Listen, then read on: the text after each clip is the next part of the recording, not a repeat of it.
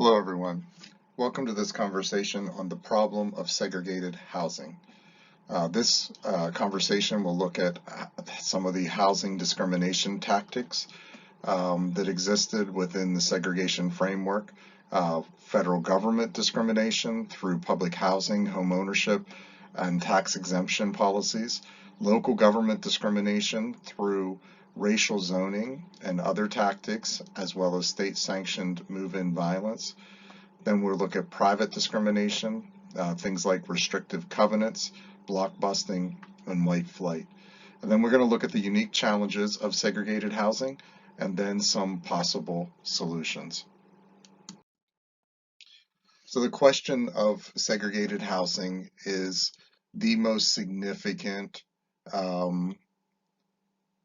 issue as far as effects of government policy and segregation, and the things that the civil rights movement only began to deal with but didn't ultimately, which require more action to complete. So I want to ask this question. How exactly do you discriminate in housing? How do you keep one group of people from being able to live alongside of another group of people? How is that accomplished? How was that accomplished in America? Because the truth is today, at the recording of this video, the vast majority of American neighborhoods are segregated racially. How does that happen? What decisions were made that caused that to occur? Or did it occur completely randomly or by choice? Richard Rothstein, in his book, The Color of Law, which we will use as a guide to this conversation, said this. He said, African Americans were unconstitutionally denied the means and the right to integration into middle-class neighborhoods. And because this denial was state-sponsored, the nation is obligated to remedy it. So Richard Rothstein, in his book, argues that Black Americans were denied unconstitutionally the opportunity to live in certain neighborhoods. And because of this, and because the state sponsored it, the state needs to correct it. So what types of things were done?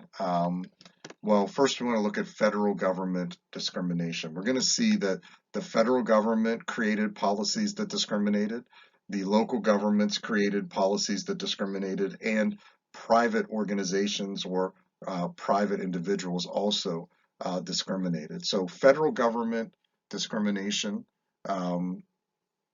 first of all, there was discrimination in public housing. Initially, when the thought emerged for the government to build public housing, it was intended for white working class families. It actually wasn't intended for poor people, and it also wasn't intended for minorities. The original intention was to build houses for white working class families because in the 20th century, early in the 20th century, and throughout the 20th century, there was a lack of available and affordable housing. During World War I, the government built housing for white defense workers that excluded black workers. During the Great Depression, in the 1930s, the New Deal of Franklin Roosevelt built segregated housing for civilians. So instead of just for government workers in the 1930s, we began building housing for civilians. But again, that housing was segregated. We built housing projects for Black Americans and housing projects for white Americans. During World War II, Congress passed the Lanham Act, which authorized the segregated housing again for defense workers. This time they did build housing for Black and white defense workers, but different neighborhoods, different housing projects for different races. And then in 1949, after World War II, the Housing Act of 1949 created a large-scale segregated housing program for civilians. The idea was that the housing would be separate, but equal, back to the Plessy-Ferguson decision of the 1890s that we've already looked at. But under the Eisenhower administration, there was no attempt to really deal with the equal part of that conversation. And so into the 1950s, the government is building segregated housing projects. And so there's a reason why there still exists today minority housing projects where there's almost no non-minorities living in a public housing community. Federal government policy also discriminated in the area of home ownership and mortgage access. Back 100 years ago, mortgages were like really difficult to get. They were 5 to 7 year terms. You had to have half the money down. They weren't amortized, so you only paid on interest, not on the principal as you made your payments. And then at the end of the 5 to 7 years, you had to pay the full amount back. So it was really hard for a working class family to be able to buy a house. And so very few people were able to go into home ownership. In 1917, Woodrow Wilson initiated what's called the Own Your Own Home program. And this was a federal initiative that was attempting to get Americans to be homeowners, more Americans to be homeowners. And it was created to combat the spread of communism. The idea is that if you can get people owning their own homes, the idea of communists coming in and abolishing private property will be less uh, popular to homeowners. And so that was the idea. The Own Your Own Home program from the beginning and throughout the decades to come is going to be an idea that's going to lay the foundation of the idea that these programs are going to be for white working class Americans and not for black Americans. In the 1930s, the Federal Housing Administration created to combat the issues of homelessness in the Great Depression. Its underwriting manual of 1934 included a whites only requirement for any of the housing that the government was helping white Americans to get into. And so basically what the government was doing was guaranteeing low interest, low down payment loans that were amortized. And the idea was to get white Americans into homes, but into neighborhoods that were stable and where the property values would stay high. And because they believed that if you mix neighborhoods, property values would drop, they required that these mortgages only be offered for white families in white neighborhoods. And so this is where we get into redlining, where the government comes in and draws these maps and saying where the high risk color-coded maps, which said where the riskiest places were and the lowest risk places to offer mortgages, and the black neighborhoods were what we call redlined or coded in red. And that meant that we are not going to offer loans to people living in those neighborhoods, and we're not going to offer loans within those neighborhoods either. In the 1940s, the Veterans Administration, 1944, adopted the FHA manual policy that we just spoke about. And so when the government initiated its policy to offer mortgages to returning veterans and to build homes in the suburbs for returning veterans, like the Levittown communities that were built, they were built only for white veterans, and black veterans were denied the opportunity to live in those neighborhoods. In 2008, the subprime mortgage crisis, low-income blacks were twice as likely to have one of those subprime mortgage loans, which were offered by predatory lenders, which resulted in massive numbers of foreclosures. When the crisis hit in 2008, essentially they would give loans that had a front-end low interest rate, and then it would increase over time to the point that people couldn't pay their mortgage anymore.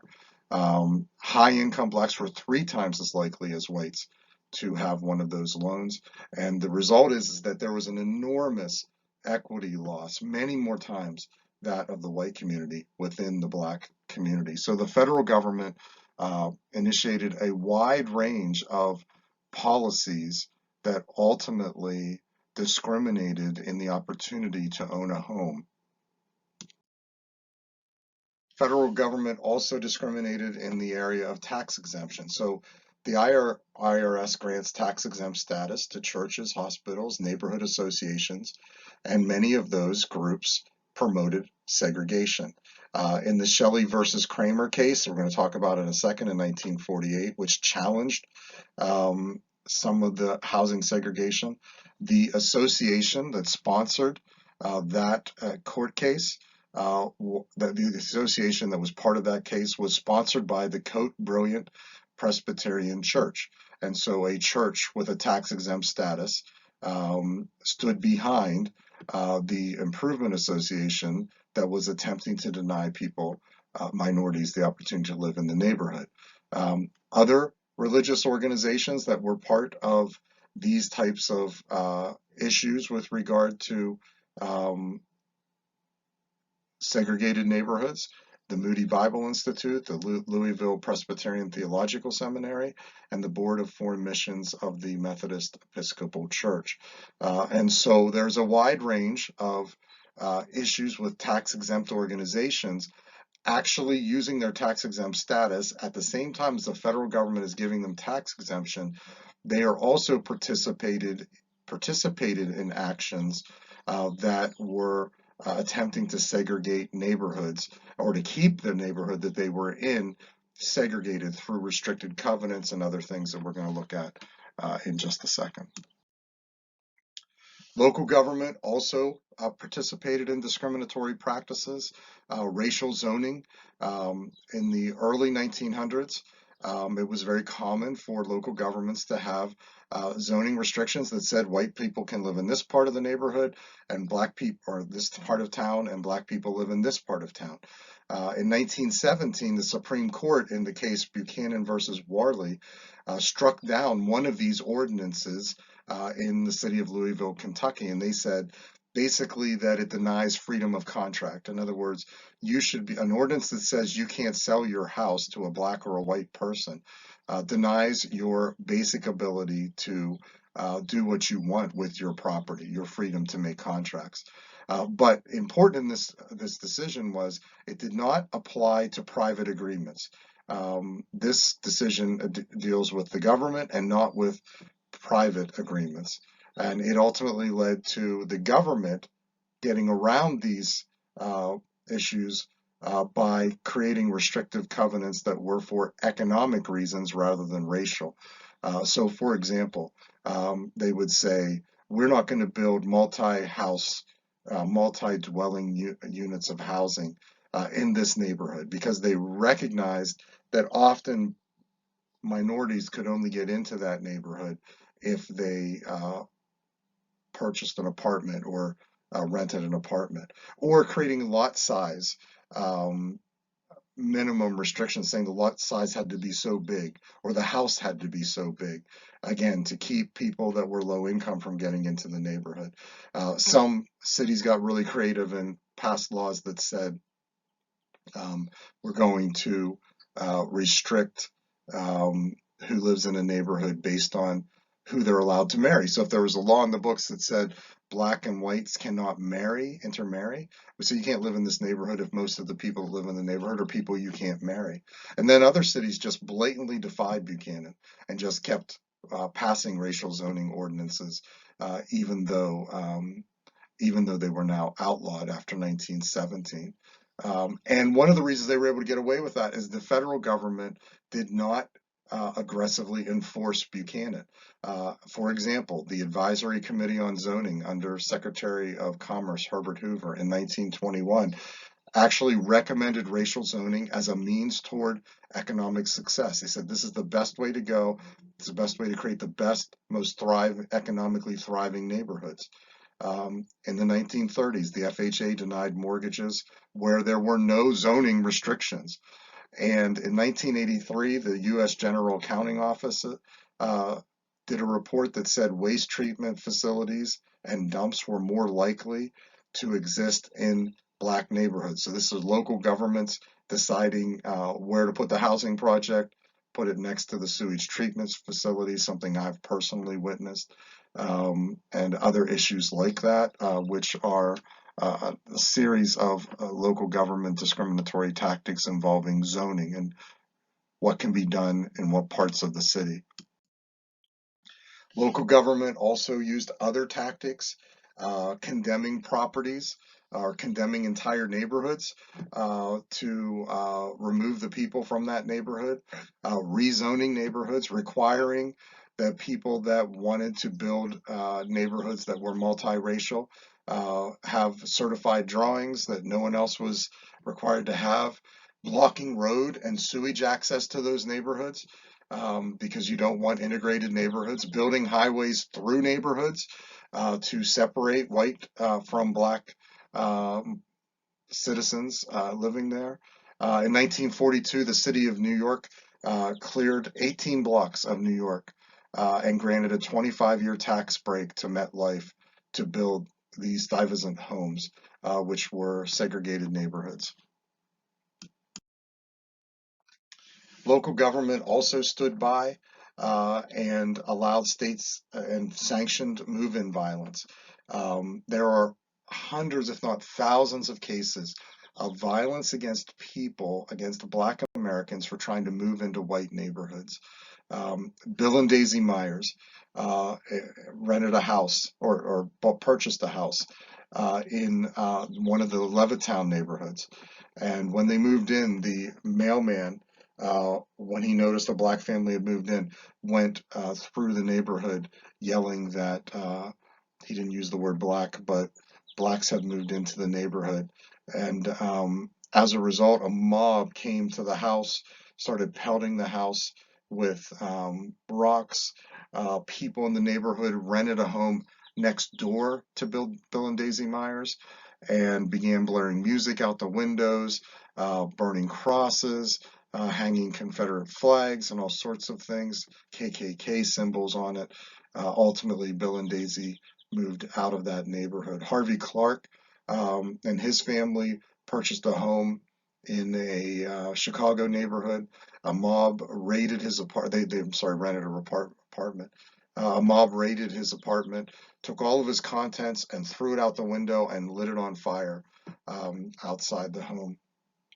Probably the most amazing example of move-in violence was what happened to Andrew and Charlotte Wade, who, because they were denied the mortgage to no one give them a mortgage to purchase a home, and no one would sell a home to them in a white neighborhood, and they couldn't find adequate housing in black neighborhoods. They purchased a home in a Louisville neighborhood. They didn't purchase it. They got a white friends, Carl and Ann Braden, to purchase the home and then transfer it over to them. And when that happened, people in the neighborhood, there were rifle shots fired, there were cross burnings, rocks through the windows. Ultimately, the Wade home was dynamited, was blown up, and there was then a trial. And what happened was Carl and Nan Braden, the two people, the white people that had sold the house to Andrew and Charlotte Wade, were indicted on charges of sedition.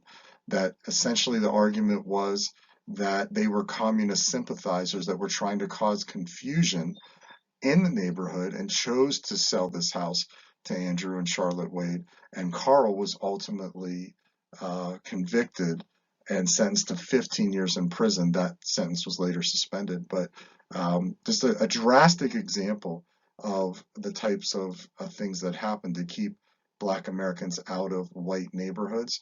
Um, as late as the 1980s, there are still hundreds of documented cases of move-in violence. And the point is, why is this state sanctioned? Because most of the time, overwhelmingly, the local and state governments just looked the other way as this violence was perpetrated against Black Americans moving into white neighborhoods. There's also private discrimination through things like restrictive covenants, blockbusting, and white flight. Restricted covenants were these covenants made by people in a neighborhood uh, who they that would restrict who they could and could not sell their house to. You buy a house in this neighborhood, you don't sell it to X, Y, and Z. And so the courts actually evicted black residents who moved into neighborhoods in violation of a restrictive covenant. So in other words, if a white family sold their house to a black family and it had a restricted covenant that said you couldn't do that, the courts would evict the residents at times. The FHA underwriting manual recommended deed restrictions.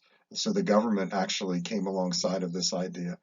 In Shelley versus Kramer in 1948, the Supreme Court said that enforcement of deed restrictions by state courts are unconstitutional and a violation of the 14th Amendment. And so Shelley actually does say we can't do this anymore. The Solicitor General in 1949 issued a statement that said the FHA would no longer insure mortgages with restrictive covenants after February 15th, 1950. That's important, the date there, because it gave time for people to solidify their covenants before 1950. So that once they were in place, uh, if the covenant was in place before February 15th, 1950, it would stand. If not, we would not honor it. There's also this private process of block busting. This is something real estate agents did. They would come into a neighborhood, a white neighborhood, and they would cause the white neighbors to panic with a whole bunch of different tactics. Um, Sometimes just incredible tactics that they would use to create fear in the white neighborhood that there were black families moving in. And once they created this panic, they would buy the houses up from the white residents that were panicking and selling to get out, fearing their property values were going to go down. And then they would sell high to incoming black residents so that they would make a fortune block busting and just going into neighborhoods and deciding to take a white neighborhood and make it into a black neighborhood and to profit from it. And this obviously contributed to what we call white flight, and that is large numbers of white Americans moving out of inner cities as minorities begin to inhabit these neighborhoods and moving to the suburbs, which further enhances segregated housing patterns in America. So the Fair Housing Act of 1968 said that we are not allowed to prohibit discrimination in housing sales and rentals. That's part of the civil rights movement series of accomplishment, the what we call the Fair Housing Act of 1968. Um, so why is this still a problem? And I want you to think this through for a second. 1968, we said we're not going to do this anymore. We're not going to segregate housing anymore. It's illegal to do it now. Um, why is it still a problem? Richard Rothstein said, from 1957 to 1968, Congress adopted civil rights laws prohibiting second-class citizenship for African Americans in public accommodation and transportation, voting, and employment. Although not without challenges, these laws were effective. Ending segregation in housing, however, is much more complicated. Prohibiting discrimination in voting in restaurants mostly requires modifying future behavior, but ending du jour segregation of housing requires undoing past actions that may seem irreversible. And the point that Rothstein's making is it's a whole different deal. Just because you stop future practices is not going to change the existence of the vast majority of neighborhoods being segregated. There has to be something else done to correct this problem. So there are unique challenges of segregated housing.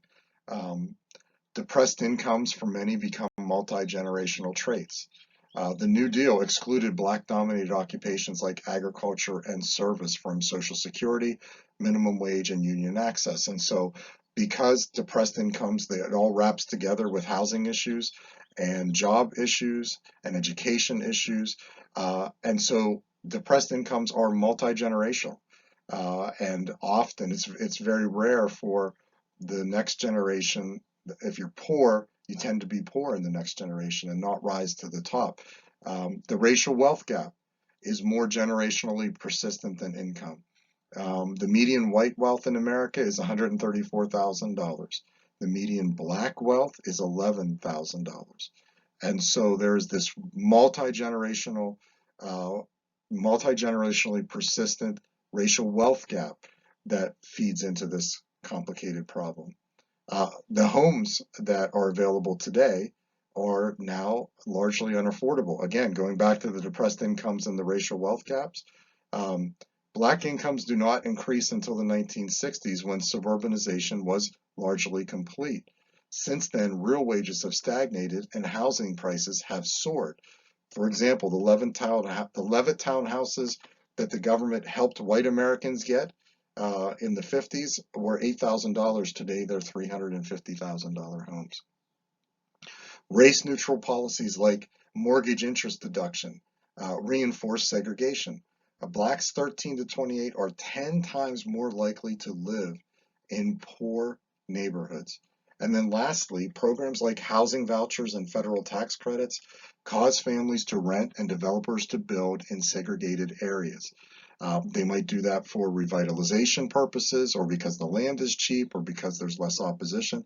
The point is that the way our society is structured lends itself to further segregated housing, not to integrated housing.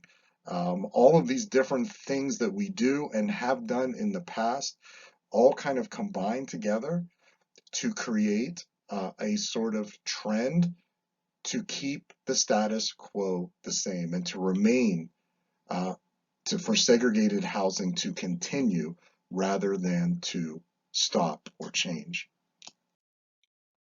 So what can be done to fix this problem? What can we do? Richard Rothstein said, as a nation, we have paid an enormous price for avoiding an obligation to remedy the unconstitutional segregation we've allowed to fester. African Americans, of course, suffer from our evasion, but so too does the nation as a whole, as do whites in particular. Many of our serious national problems either originate with residential segregation or have become intractable because of it. We have greater political and social conflict because we must add unfamiliarity with fellow citizens of different racial backgrounds to the challenges we confront in resolving legitimate disagreements about public issues. Racial polarization stemming from our separateness has corrupted our politics, permitting leaders who ignore the interests of white working class voters to mobilize them with racial appeals. This is really important. What Rothstein is saying is the racial reconciliation that we've talked about is much more difficult because of segregated neighborhoods, because we don't know each other. And we can't move forward as a free and equal biracial society the way we should if we don't know each other. And it creates a whole bunch of other problems as a result. So here are some possible solutions. One, in 2015, the Obama administration required jurisdictions to assess the concentration of disadvantaged populations and identify goals to remedy conditions of segregation in housing. Two, in 1970, George Romney proposed an open communities program that would deny federal funds to suburbs with exclusionary zoning practices. Three, the government could purchase Levittown homes up for sale today and sell them to the families of those denied these homes in the 1950s at the prices and with the mortgage advantages that were originally offered.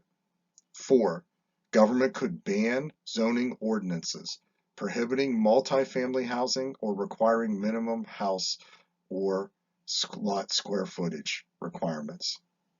Five, government could deny mortgage interest deductions to families who live in underrepresented neighborhoods. Six, government could require inclusionary or fair share zoning laws, as has happened in the states of New Jersey and Massachusetts. Seven, government could increase subsidy housing vouchers for families who rent in non-segregated areas, like has been done in Baltimore. Eight, The Obama administration authorized HUD to calculate vouchers based on smaller areas rather than whole metropolitan areas, which was a program designed to encourage movement of poor minorities and other poor people into higher income neighborhoods. That policy was suspended by the Trump administration. And then ninth, government could build new low income housing in our suburbs. The idea here is that if you move poor people, obviously black people are 3 times more likely to be poor than white people. If you move poor people into better neighborhoods, their children will go to better schools. There's better jobs in those neighborhoods. The association and contacts that you can develop in those neighborhoods can be helpful in your life. The bottom line is all of these solutions, some of them much more radical, obviously, than others, all of these solutions are trying to get at a very difficult problem, which is how do you get the American people to live together in neighborhoods that are multiracial, that are healthy, and that are non-discriminatory. So in this conversation on the problem of segregated housing, we have looked at housing discrimination tactics by the federal government, the local government, and by private entities. And then we've looked at the unique challenges of segregated housing, the problems associated with it, and then we've looked at possible solutions. And just as an overview, we just want to emphasize the fact that, as Rothstein says, the government pursued a policy of segregated housing. We didn't end up here by chance. It's not by chance that most Americans live in neighborhoods that largely look like their own race. There's a reason for that, and that causes a lot of other problems. It causes schools to be unequal. It causes our politics to be complicated. It causes polarization, and it causes us not to know each other. It creates all these very unique challenges that are not just changed by or overcome by a simple thing like the 1968 Fair Housing Law. That's the beginning of the process, but there are very complicated and very difficult issues to be addressed, and the solutions proposed are difficult solutions, but certainly solutions if we really want to be a free and equal biracial society or multiracial society looking forward. We have to begin tackling some of these solutions to these very, very complex problems. So some questions to consider. Is racially segregated housing biblical? Is it Christian to simply live in housing based on your race? Is it wrong for black families to choose to move into a black neighborhood or white families to choose to move into a white neighborhood? Is white flight biblical? That kind of goes hand in hand with that first question. Is the idea of maintaining the property value of your home, the fear of losing property value and wealth, a legitimate reason, as black families move into a neighborhood, a legitimate reason to sell your home and move out? Is that biblical? And then lastly, what should the Christian response be to segregated housing? What should we do as Christians? How should we respond to the reality of segregated housing? Um, Thanks for joining this conversation today. God bless you and have a great day.